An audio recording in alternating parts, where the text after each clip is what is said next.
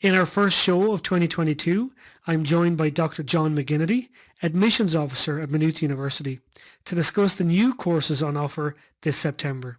So John, MH415, and I know your background is in economics as well. This is a BSc in economics with an integrated Masters of Science in economics as well. So this sounds very exciting.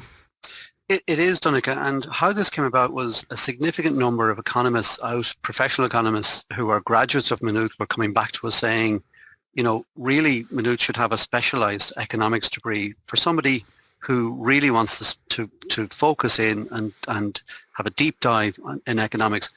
The most important thing I can say is that you don't have to have economics to do this program, but an interest in the economy and how the economy works.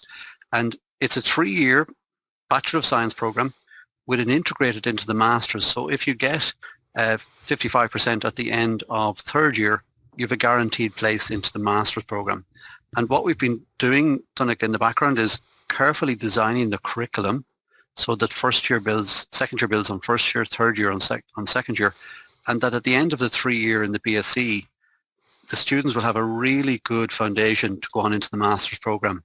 And we expect them to be going out and working successfully in companies like the Central Bank and stockbroking and fund management, just in the ESRI and the Economic and Social Research Institute, so that we would give students really strong skills and competencies that will make them very marketable for that student who's an interest in economics and specialising in economics.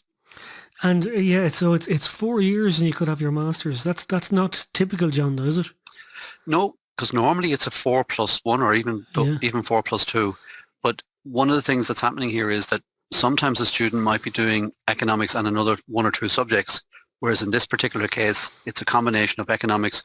Now, maths is in there, and I know we were discussing earlier on, Donnchadh, the maths, and the quotient of maths required for this one is 01H5. So you do need that slightly more capacity and capability in maths to undertake this program, because some of the modules will be a combination of economics and some mathematics. There's a fascinating area of correlations and statistics which feed into an area called econometrics. And from the econometrics, you'll be very strongly employable with modules such as econometrics. And that's a good point, John. What generally would economic graduates do after their degree, or even their Masters in this case? So what's happening normally is a good number of them are working in research. So they're looking in areas like social research.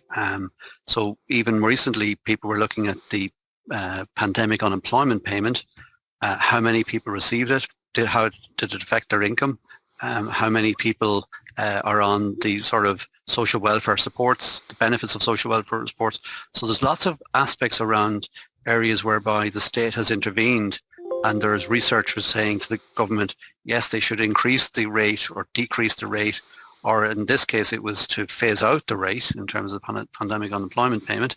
And so economists are all the time working in policy, advising the government as to what it is they should do. More importantly as well, there's other opportunities like in central bank in terms of regulation. There's areas in terms of banking and stockbroking whereby people are trying to extrapolate and estimate the futures of maybe stock prices. Or you could be working in, say, Ryanair, working in the area of looking for futures, which would be estimating the cost of jet fuel into the future.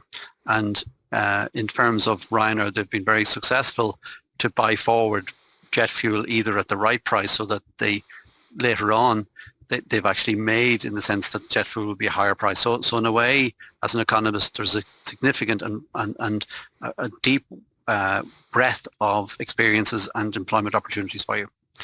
So that's MH415, and of course, John, because these are new courses, there's no idea what the CAO points will be, but there is minimum entry requirements the students can certainly look at on the website.